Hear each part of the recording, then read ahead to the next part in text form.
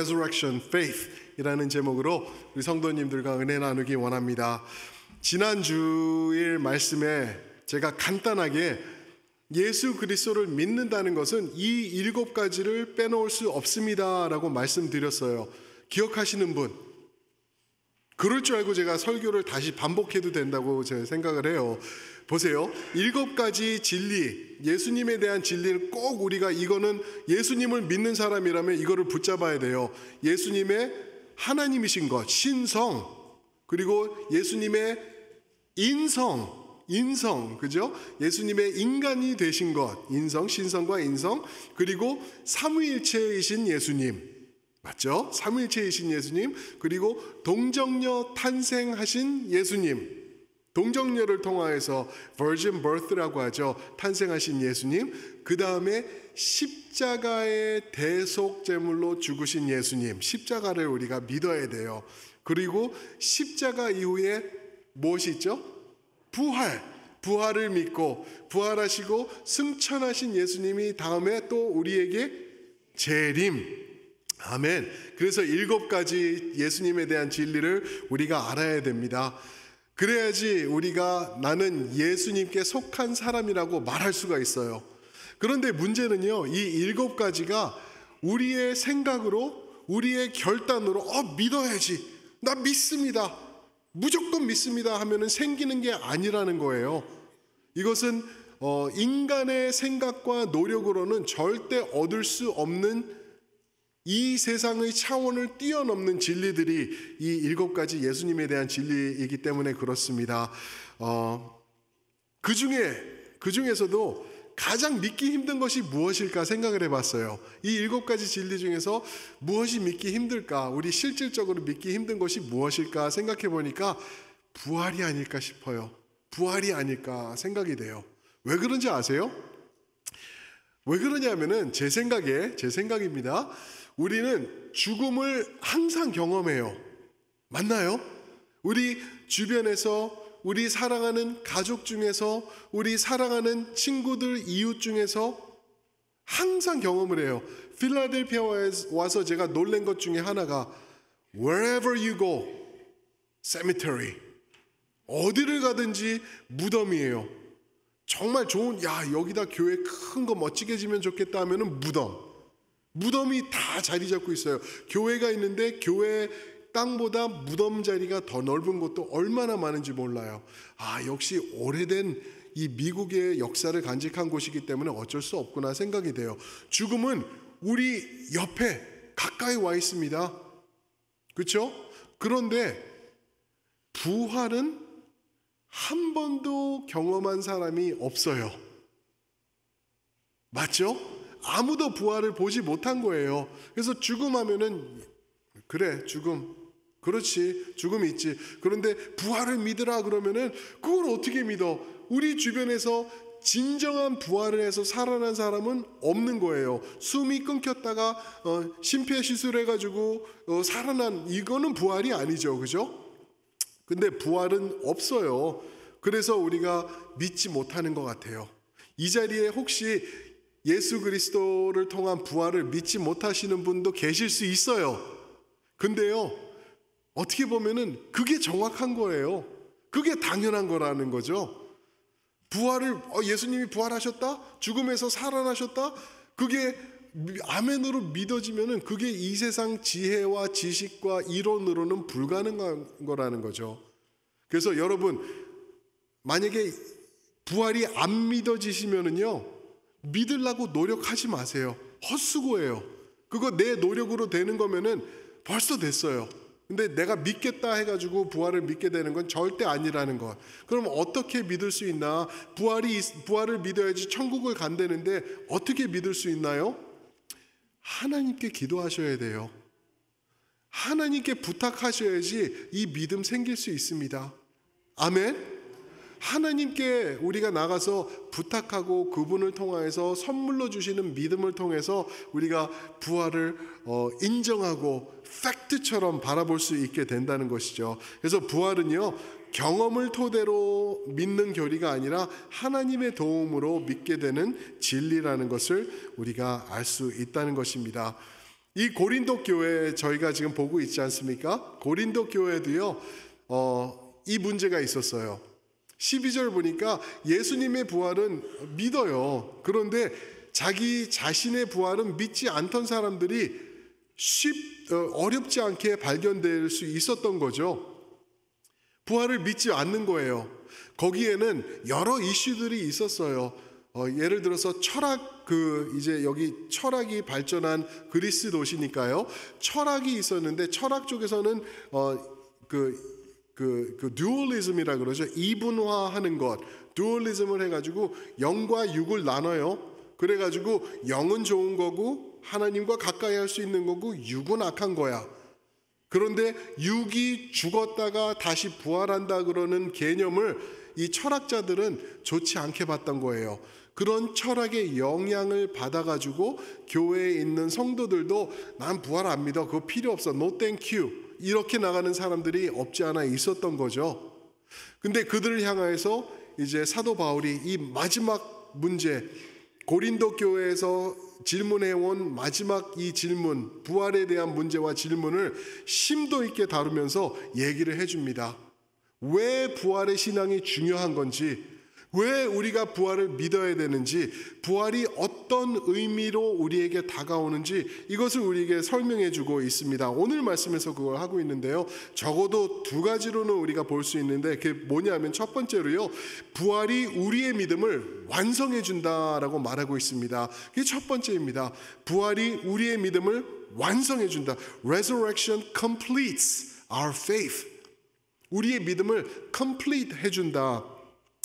여러분, 우리를 기독교인이라 그러죠, 그죠? 기독교인을 다른 말로 하면은 신앙인이라고 하기도 합니다, 맞죠? 우리는 신앙인이에요. 신앙인이라는 말은 믿음의 사람들이라는 거예요. 자, 그러면은 뭐를 믿는 사람들일까? 우리가 뭐를 믿는 신앙인 또는 믿음의 사람들인가 하면은 아주 간단하죠. 딱 이거예요. 하나님께서 우리를 사하시고 우리를 살려내시기 위해 하셔서 독생자 되신 아들 예수 그리스도를 이 땅에 보내서 우리 죄를 대신해서 십자가에서 지시고 죽으시고 3일 후에 무엇하셨다? 부활하셨다. 이것을 믿는 사람들이 믿음의 사람들, 신앙인 또 기독교인이라고 말할 수 있는 것입니다. 여러분, 그 진리 믿으십니까? 아멘, 할렐루야. 그게 이제 성도예요. 그게 성도의 믿음이고 신앙입니다. 그런데 우리 지금 아멘 하신 분들 중에서도 이렇게 대화를 오가고 또 전도하실 때나 또 성도들끼리 순모임에서 이야기 나누시거나 그러실 때 이런 것 아마 쉽지 않게 보실 수 있을 것 같아요.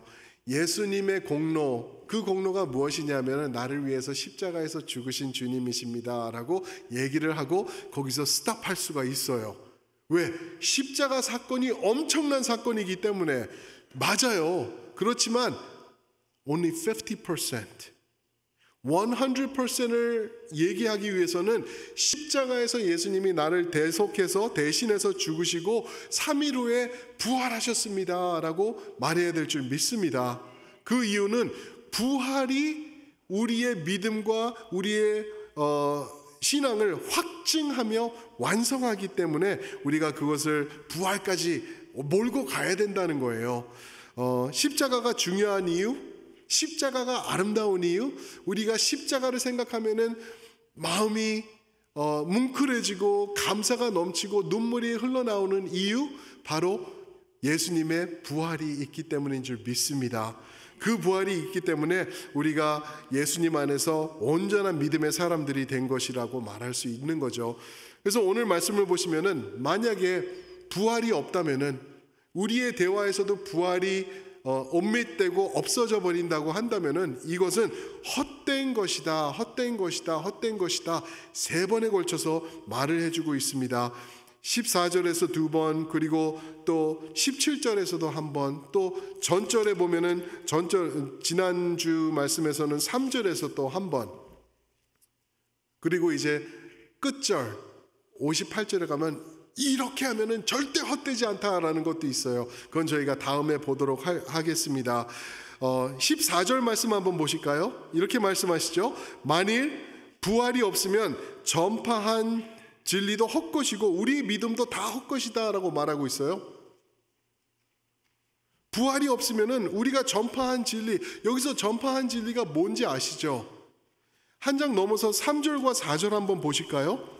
3절 4절 보시면은 성경에 나타난 복음 중에서 가장 명확하고 가장 클리어하게 나타나는 이 진리를 보여주시고 있죠. 3절 4절 우리 한 목소리 한번 읽어보겠습니다. 시작.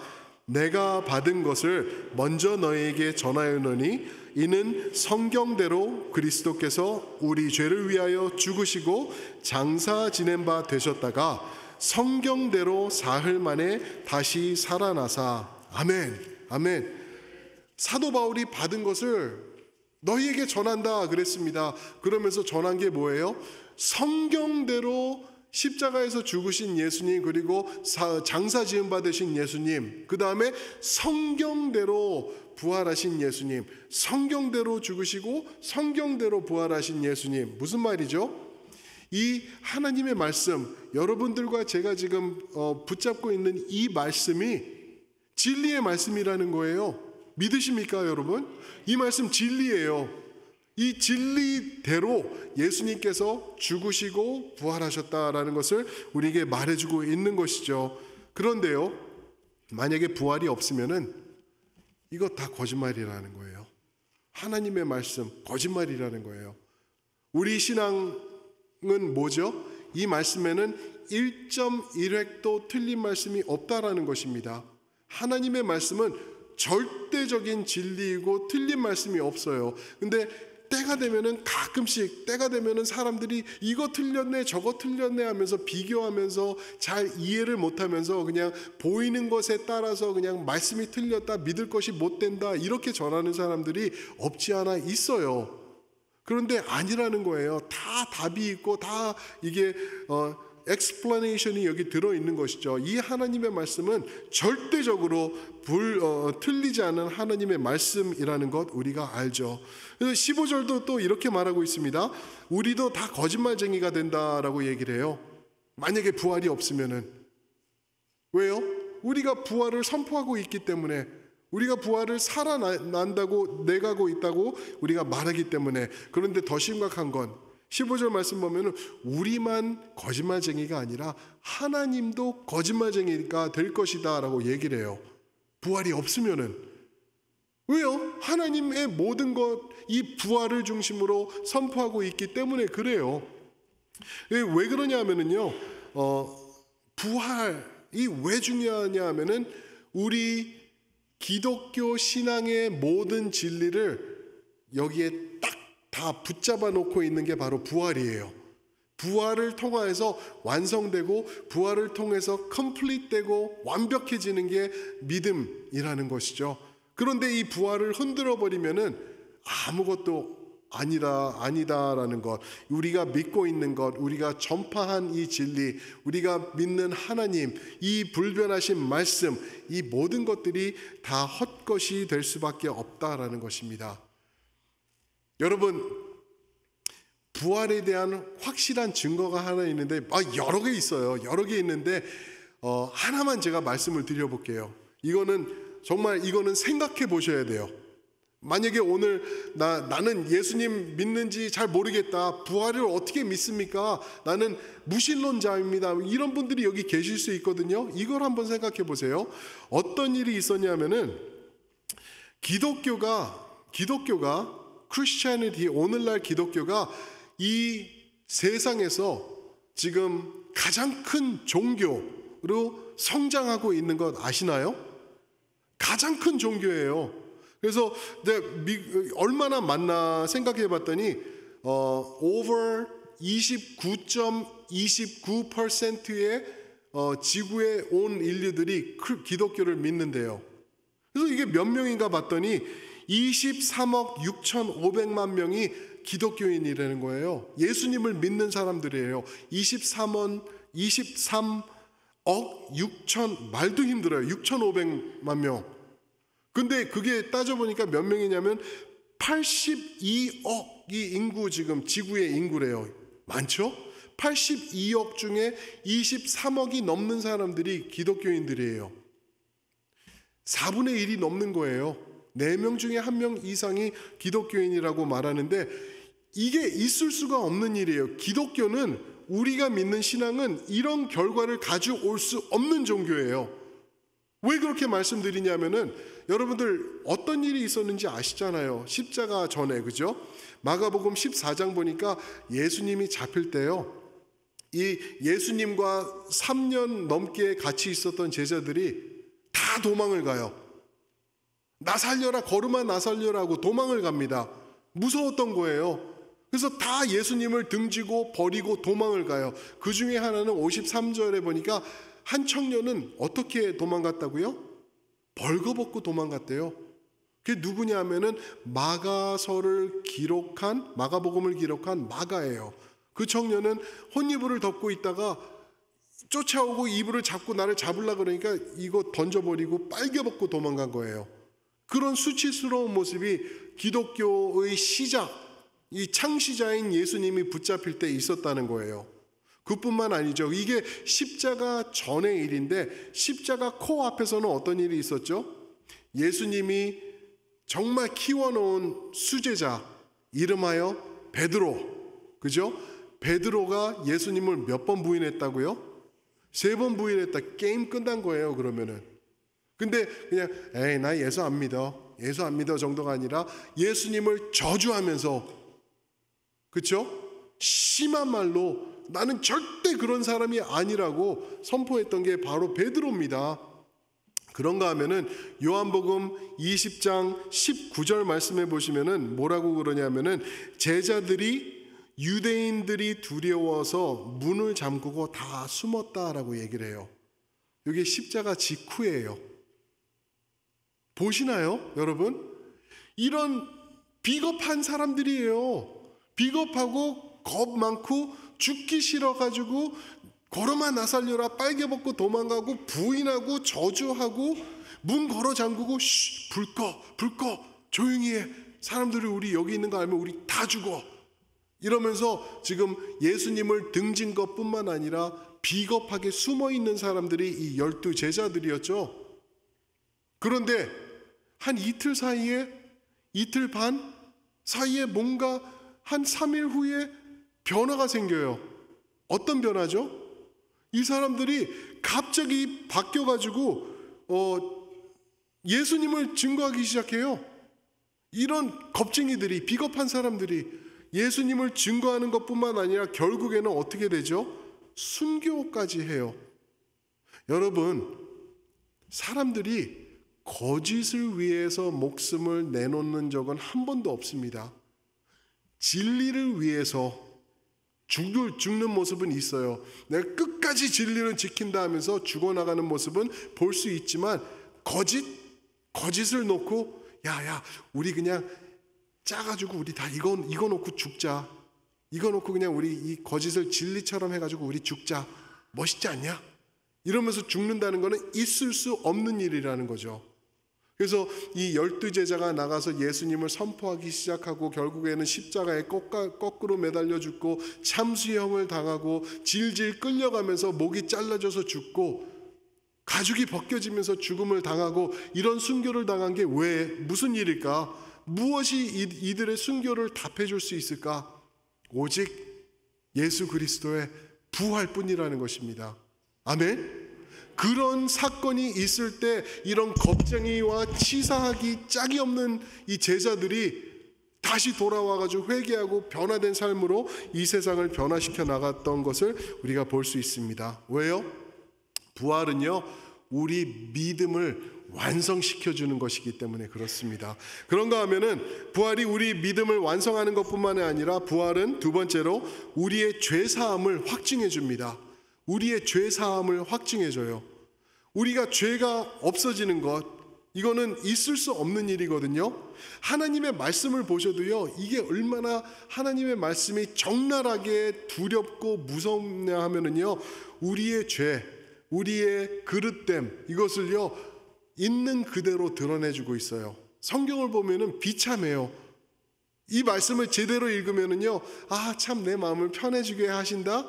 뭐 그럴 수 있어요. 시편 23편 이런 말씀 보시면은 은혜가 될 수 있어요. 그런데 전체적으로 보면은 소망 없는 이 죄인 어떻게 하면 좋습니까? 하나님, 나 좀 어떻게 좀 해주세요. 나 무섭습니다 하는 게 하나님의 말씀인데, 그렇게 우리 죄를 까발리는 게 이 하나님의 말씀인데, 하나님이 이 말씀을 통해서 우리에게 그럼 너희 이렇게 노력해봐 라고 명령하시지도 않으세요. 이렇게 저렇게 해봐 라고 말씀도 하지 않으세요. 왠지 아세요? 우리 힘으로는 impossible, 절대 할 수 없기 때문에, 우리의 죄 1.1획도 우리가 어떻게 바꿀 수가 없기 때문에 그래요. 그런데 우리 인간들은 어떻게 하는지 아시죠? 내 죄를 좀 어떻게 해보려고, 내 죄를 내 힘으로 좀 어떻게 해보려고 감추어 보기도 하고, 아닌 척하기도 하고, 또는 이런 말도 하죠. 죄를 죄라고 부르지 않고 실수라고 명하기도 해요. 그런가 하면은 또 어떤 사람들은 남을 탓해요. 부모 잘못 만나서 그래요. 나는 이런 환경에서 컸기 때문에 이럴 수밖에 없었어야 하고 환경을 탓하기도 하고 사람을 탓하기도 하고 그러죠. 그리고 또 어떤 사람들은 이것도 안 되니까 명상에 빠져들어요. 이렇게 다리 이렇게 뼈를 꺾고 앉아가지고 이상한 폼하고 이러고 앉아가지고 마음을 비워놓는다? 절대 아니죠. 성경에서 마음을 비우면은 하나 나갔던 사탄 마귀가 자기 친구들 다 끌어들인다 그랬거든요. 비우는 거 절대 아닙니다. 예수로 채워야 될 줄 믿습니다. 아멘. 그런데 명상을 하면서 죄를 어떻게 해결해 보고, 또 어떤 사람들은 어떤 종교에선 고해를 하면서 내가 피를 때리면서 십자가를 또 짊어지기도 하고 그러면서 죄를 해결해 보려고 그러는데요. 절대 그 무엇도 우리 죄를 씻을 수 없습니다. 그래서 죄를 없이 하는 것은 오직 예수 그리스도의 십자가와 주님의 부활뿐인 줄 믿습니다. 16절 17절 말씀 보시면은 이렇게 말씀하시죠. 만약 부활이 없으면은 우린 여전히 죄 가운데 있는 사람들이다 라고 얘기를 해요. You are still in your sin. Still in your sin. 무슨 말이죠? 여전히 죄 가운데 있단 말은 죄 사함이 없다는 말이에요. 죄 용서받음이 없단 말. 그 말은 하나님의 심판 가운데 우리가 아직 서 있다라는 거예요. 그 말을 돌려서 말하면 뭔지 아세요? 지옥입니다. 지옥. 우리의 죄를 용서받지 못하고 아직도 죄 가운데 있다고 하면은 그거는 지옥을 말하고 있는 거예요. 그런 지옥, 우리에게 남은 거는 지옥밖에 없다라는 것을 말씀해 주고 있습니다. 언제요? 부활이 없을 때. 부활이 없다면은 그렇게 된다라는 거죠. 그래서 그런 우리를 18절에서는 뭐라 그러죠? 만약에 부활이 없으면은 18절 우리는 망한 자들이다. 망한 자들이다. Hopeless. We are doomed. 그렇게 말하고 있습니다. 19절에서는 세상 사람들보다 더욱 불쌍한 사람들이다. 여러분들과 제가 오늘 만약에 부활이 없었으면은요, 지금 저 밖에 있는 사람들, 세상 사람들보다 더 불쌍한 사람들인 거 아세요? 왠지 아세요? 지금 날씨가 너무 좋거든요. 이렇게 날씨 좋을 때는 하나님 말씀처럼 푸른 초장으로 나가야 되는데, 그렇죠? 이렇게 날씨 좋으면은 우리 나가서 고기 구워 먹어야 되는데, 인조이 해야 되는데, 지금 여러분들 뭐 하고 계시는 거예요? 월요일부터 토요일까지 고생하시고 수고하시고 힘들게 사시고 지금 이 자리에 와서 예배 드리시고, 그죠? 오늘부터는 또 우리 권사님들이 바구니 돌리면서 돈도, 그죠? 헌금하라고 막 이렇게 하고, 왜 그렇게 사시고 계시는 거예요? 인생 허비하고 정말 어리석게 살고 있는 것 아니냐는 거죠. 그게 19절에서 말하는 거예요. 세상 사람들보다 더욱더 불쌍한 사람들이 바로 우리다. 뭐가 없을 때? 부활이 없을 때는. 그러나 부활은 진리인 줄 믿습니다. 우리 예수님이 오늘 살아계시기 때문에 그래요. 무덤이 열렸어요. 돌이 굴러졌고요. 빈 무덤이 돼 있고요. 예수님은 이 땅에 physically 죽은 무덤과 돌 뒤에 숨어 계시지 않으세요. 왜요? 살아나셨기 때문에. 그래서 이 거짓에, 부활이 없다라는 거짓에 우리가 속을 필요가 없다라는 것입니다. 로마서 4장 25절에 이런 말씀이 있습니다. 예수는 우리가 범죄한 것 때문에 내어줌이 되고 또한 우리를 의롭다 하시기 위하여 살아나셨느니라. 아멘. 아멘. 여러분, 의로울 때 천국 들어갑니다. 죄가 많아서 천국 못 들어가는 게 아니라 의롭지 못해서 못 들어가는 거예요. 여러분, 우리 죄는 어떻게 표현할 수 없을 만큼 많아요. 그래서 죄 때문에 못 들어가는 게 아니라 예수님을 몰라서 못 들어가는 게 천국이에요. 예수님이 우리를 의롭다 말씀해 주시기 위해서 부활하신 줄 믿습니다. 그걸 우리에게 말씀해 주고 있는 거예요. 우리가 죄 때문에 십자가, 우리 죄 때문에 십자가, 그리고 우리를 구원하기 위해서 부활하신 예수님, 할렐루야, 믿습니다. 아멘. 성경은요, 부활을 팩트로 우리에게 전해주고 있습니다. 우리가 믿고 안 믿고 이거는 중요하지가 않아요. 왜냐하면은 내가 믿든지 안 믿든지 예수님은 오늘 지금 이 순간 살아계시기 때문입니다. 그로 인해서 우리의 믿음이 완성되고요, 우리의 죄사함이 확증된 것입니다. 이건 믿으라고 해서 목사가 큰 소리 외친다고 해서 믿어지는 것도 아니고요, 순모임에서 모여서 우리 같이 기도하고 손잡고 열심히 믿음 달라고 내가 뭐 노력한다고 해서 성경을 100번 읽은다고 해서 되는 거 아니에요. 하나님의 은혜 주셔야지, 하나님이 믿음 주셔야지 우리가 믿게 된다는 것입니다. 사랑하는 성도 여러분, 그래서 제가 여러분들에게 도전 드립니다. 마음 문을 여시고 하나님 앞에, 하나님, 이런 마음도 될까요? 나도 믿고 싶은데 믿음이 안 들어와 있는데 나도 하나님 살리실 수 있나요? 나도 그 부활 믿게 도와주실 수 있으세요?